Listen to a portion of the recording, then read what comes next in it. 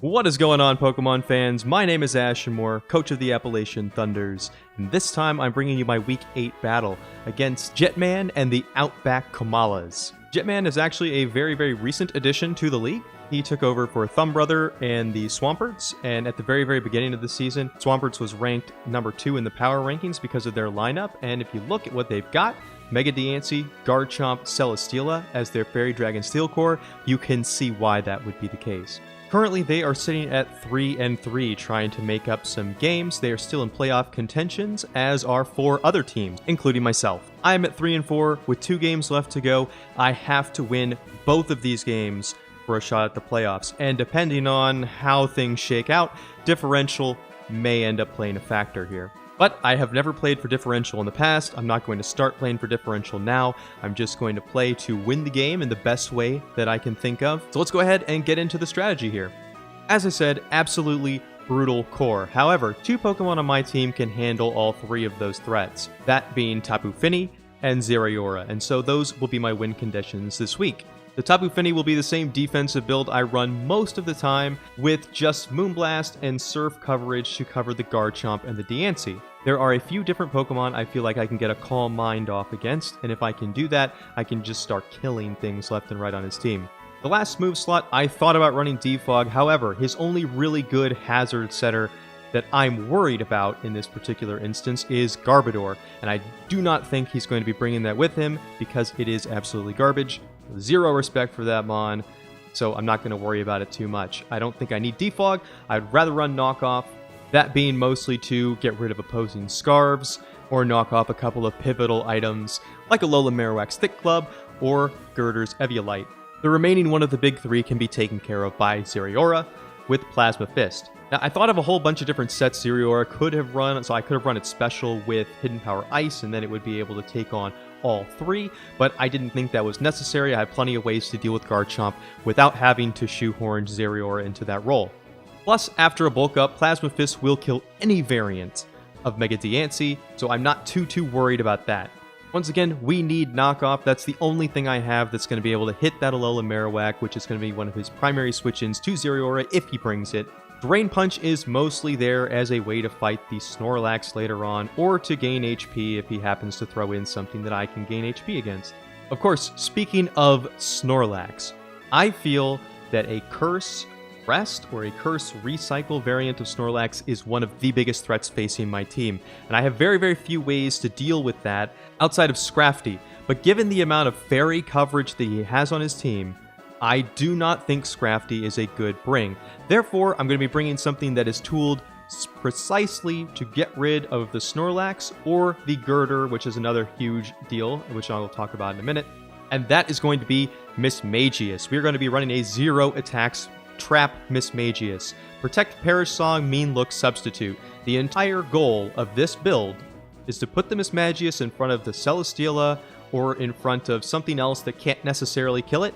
Expect him to switch into Snorlax, catch him with a mean look on the switch, then we go for Perish Song, protect, and sub until the Snorlax is dead. This thing's sole purpose is to trade its life for either the Snorlax or the Girder, whichever one I feel is more threatening at the time. Now, why do I say that he's going to bring Girder? Because I've got Mega Kangaskhan, and Girder is by far his best answer to Mega Kangaskhan.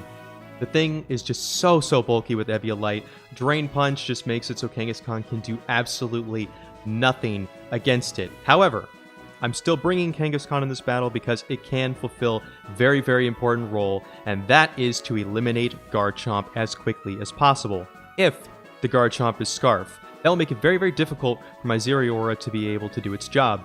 The main idea of this Kangaskhan build is to, with Power Up Punch, take on the Snorlax as a last resort option, but otherwise, his goal is to simply destroy the Garchomp. I will trade his life and an Ice Punch for damage on that Garchomp, or to kill the Garchomp straight out any day of the week. A combination of Earthquake and Fire Punch rounds this out.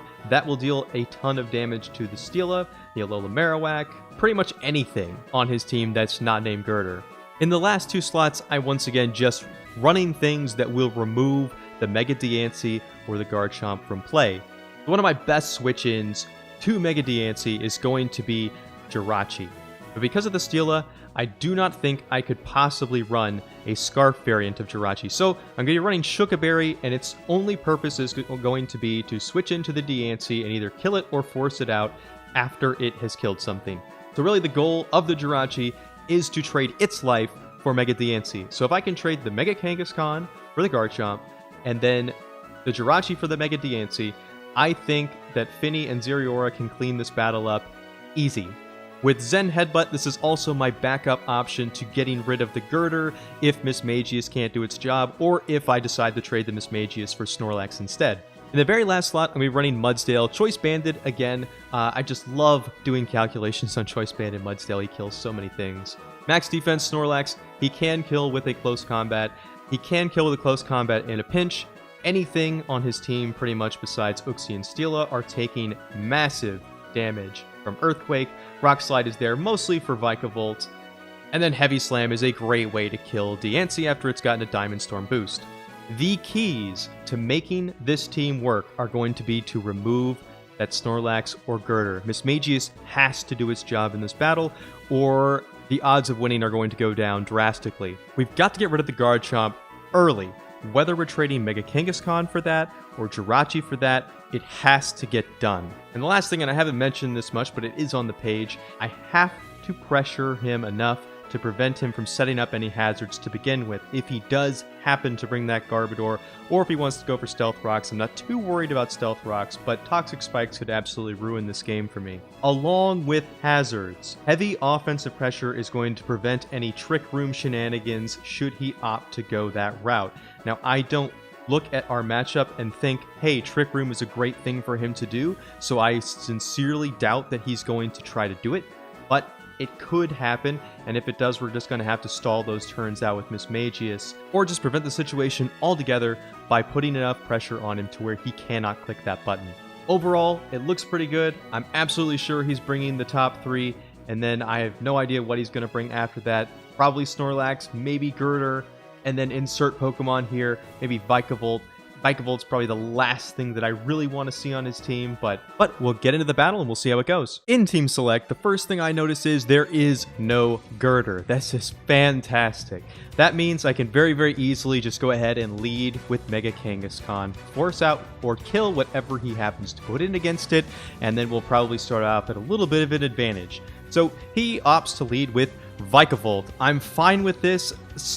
Slow Volt Switch is going to be a little bit of a problem, but I'm just going to go for the Fire Punch anyway. The only thing he can really switch in against this is going to be that Alolan Marowak, and he does exactly that. Now we'll get to see whether this thing is a more defensive utility variant, or if it's kind of the standard full attack, full HP investment Marowak, in which case we can threaten it out with Earthquake. Hopefully he doesn't try to scout the Earthquake.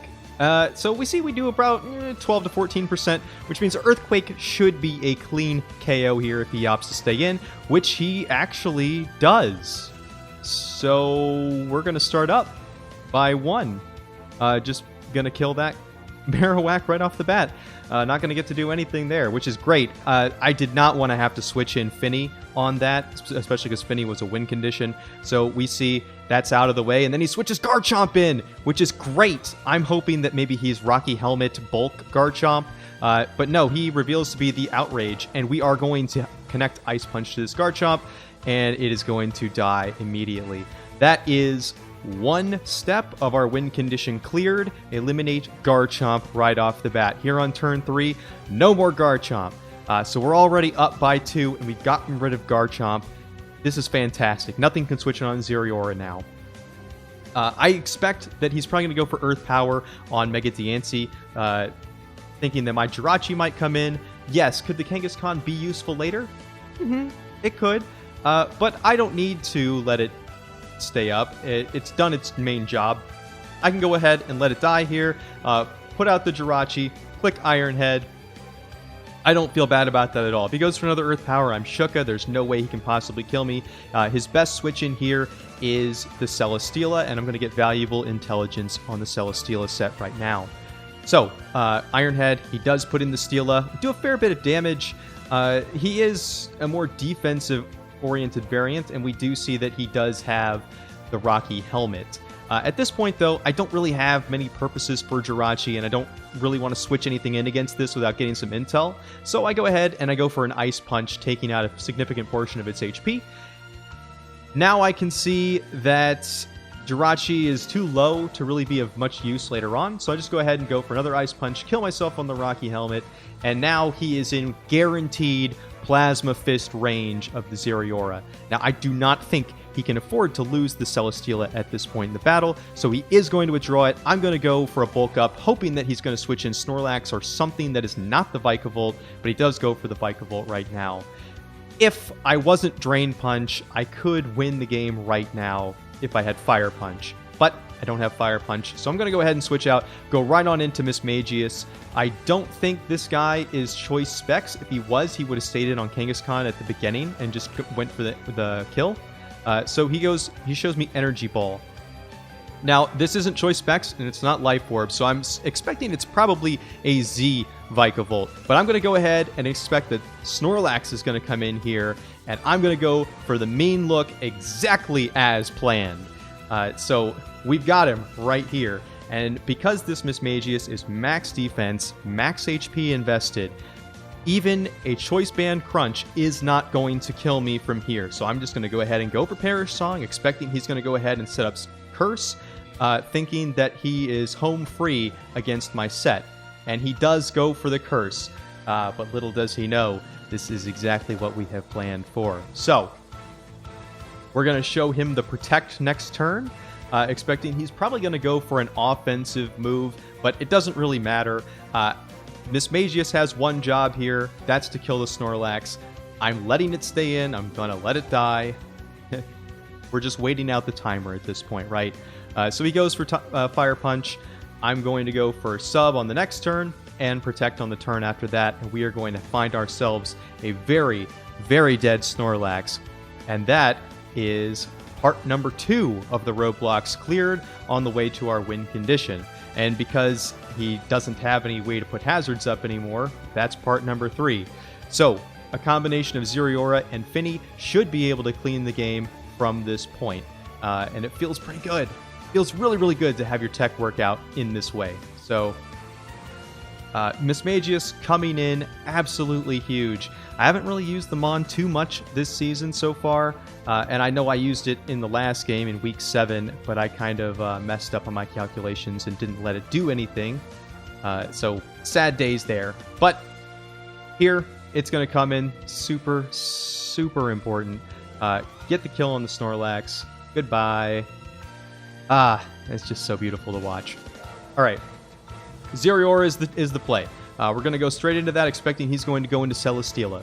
Plasma Fist hits anything on his team here, so there's no reason not to just go ahead and click it. If he goes into Diancie, Diancie dies to a second Plasma Fist. If he goes into Vikavolt, Vikavolt takes a lot of damage he's not really going to want to. Either way, this is the best overall play, and he is going to leave the Celesteela in, not wanting to sacrifice that HP on the Vikavolt. I can respect that idea in the game at this point, but we are going to claim another kill. Now there's only 2 things left to go. The Vikavolt is the only thing left that we absolutely have to deal with. I do not know what his item is yet. I still think it's probably Grass EMZ, so I'm just going to go straight on for the knockoff and get that intelligence right now. Oh, and it turns out he has Assault Vest on. So there is no Z Crystal coming out of this thing, which means that Mudsdale could take this out if I wanted to go that route. But a 0 defense or a 0 speed invested Tapu Fini will be able to take that out. It will outspeed anything except for Scarf, and obviously he's not Scarf because he just knocked off his Assault Vest. So the play will be to simply hit Plasma Fist, absorb Energy Balls until Zeriora goes down, which I believe I will go down on the next turn. But I will take Vikavolt very, very low, easily able to be cleaned up by the Tapu Fini, and then Tapu Fini should be able to take the Mega Diancie out with 2 Surfs. The only way that would not be the case is if he got 2 special attack drops on Moonblast. That way, he would actually survive at about 20% HP or so, while my Finny would be dead. But even if that is the case, I have a full HP Mudsdale in the back, ready to go to kill that thing with a Heavy Slam, and there is no way, crit or no crit, that he's going to be able to take that Mudsdale out. So we are going to secure a 2-0 victory here, and we're going to keep our playoff very, very, very well alive. Now, Jetman, he can still get playoffs. He has 2 more games to go up against, I believe, Sky and then Blazing Squid. 2 tough opponents. So, I mean, he can still make it, though. So, good luck to him.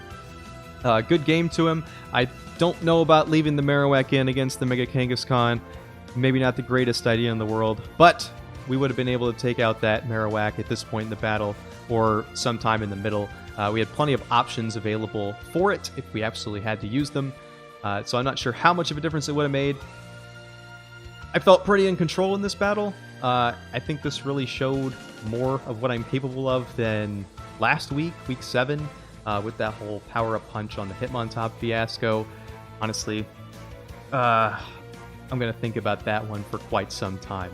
But this one, everything worked out. We got the Miss Magius play that we needed. We got the Mega Kangaskhan play that we needed. And then everything worked out from there. The prep was solid. The play was solid. This makes me feel a lot better going into the final week. Next week is going to be the deciding game. Me, a 4-4 team, going up against the Whalemers, another 4-4 team. The winner will be making playoffs, and the loser will not be. So while my goal in this league is not necessarily to make playoffs, I do really, really want to be able to do that so that I can get a rematch against Skyrander and make up for that terrible, terrible Week 4 battle. Or potentially end Vepsis' reign of terror. Anyway, if you enjoyed this video, leave a like, comment, subscribe, whatever. If you have any suggestions for improvement, feel free to send those my way as well. That is what I am here for, to make entertaining and educational content for you folks. And as always, thanks for watching.